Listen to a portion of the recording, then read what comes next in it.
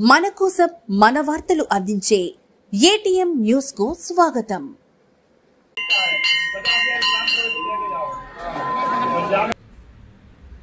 దేపూరు గ్రామంలో ఘనంగా జరిగిన శ్రీ కోదండరామస్వామి విగ్రహ ప్రతిష్ట, నూతన ఆలయ ప్రారంభ వేడుకలు.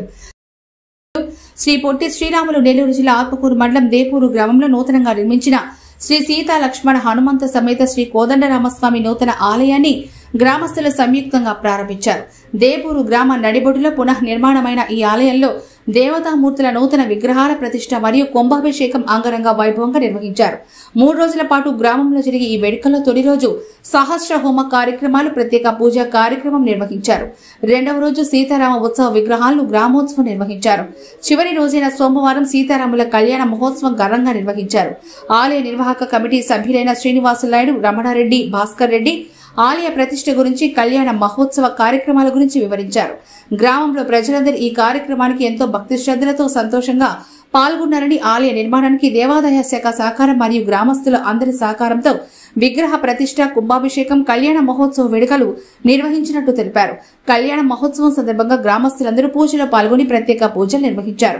చివరి రోజు కళ్యాణ మహోత్సవమైన సోమవారం నాడు ఇక్కడ కార్యక్రమానికి ఆత్మకూరు మాజీ శాసనసభ్యులు కొమ్మి లక్ష్మయ్య నాయుడు, ఆత్మకూరు సర్కిల్ ఇన్స్పెక్టర్ గంగాధర్, గ్రామానికి చెందిన ప్రముఖులు పాల్గొన్నారు. 3 రోజుల పాటు దేవాలయం వద్ద భక్తులకు ఘనంగా అన్నదాన కార్యక్రమం నిర్వహించారు.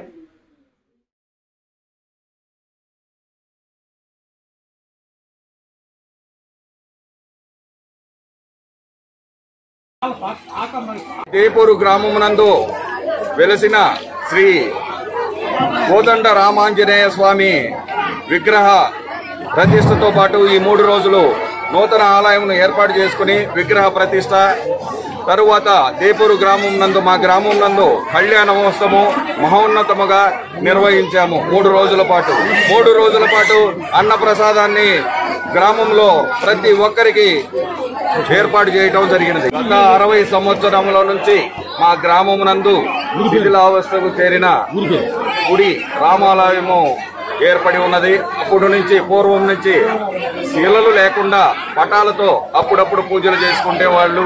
మాకు తెలిసినప్పటి నుంచి, చిన్నతనం నుంచి ఈ గ్రామం నందు తిరునాళ్లు జరిగినట్లుగా, రామాలయం తిరునాళ్లు జరిగినట్లుగా మాకు తెలిసిలేదు.